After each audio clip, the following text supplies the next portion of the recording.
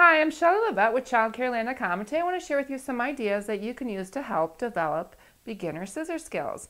One of the first things you want to do is make sure you have paper and scissors available. So those are child-size scissors appropriate for the age of the children in your care or classroom. And what I usually do is I usually take a full sheet and cut it in half so it's more manageable for the children to hang on to. And if you do not already have one of these, I recommend that you get one of these. This is a paper cutter, and I'm sure you scrapbookers out there are familiar with this, and it probably gets lots of use, but it's great for cutting nice even lines and edges.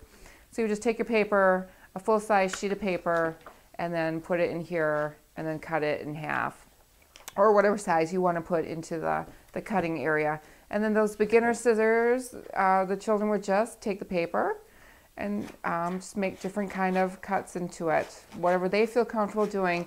This is to get them to be comfortable holding on to the scissors and the paper and making cuts in the paper. So they can just free cut anything that they want. Eventually you'll move up to maybe a larger size piece of paper if you're starting out with a half sheet or smaller paper. Another thing you could use besides the white paper is colored paper, colored construction paper, colored cardstock paper.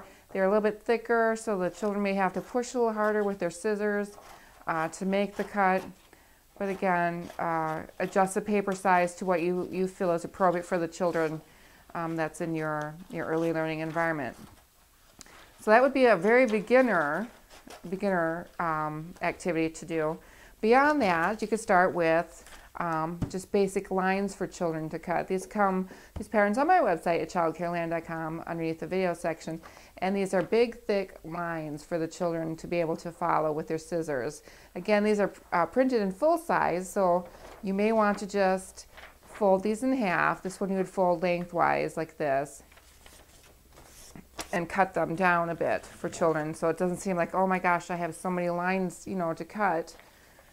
You want to make it fun for the children, so just cut this in half like this. Make a cut there.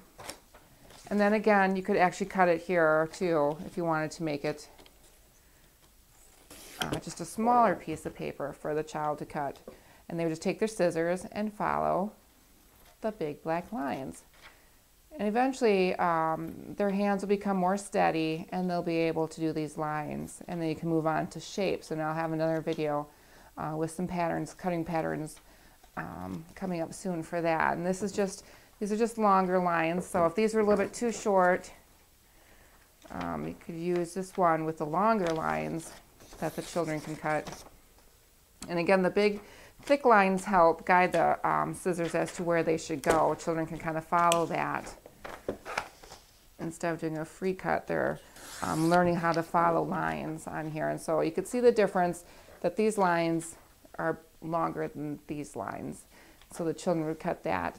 And again, you could do these on colored paper to add just a variety of colors and thicknesses to what the children are cutting. For some beginner scissor skills ideas, I'm Shelley Levette with ChildCareLand.com, and thanks for watching.